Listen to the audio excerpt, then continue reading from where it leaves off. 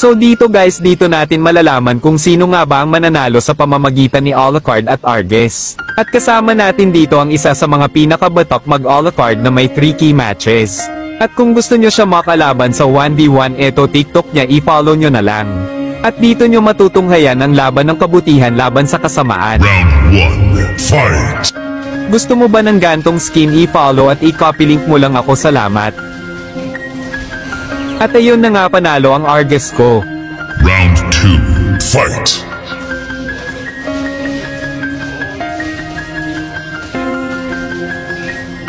At ayun, panalo ulit si Arges. Round 3, fight!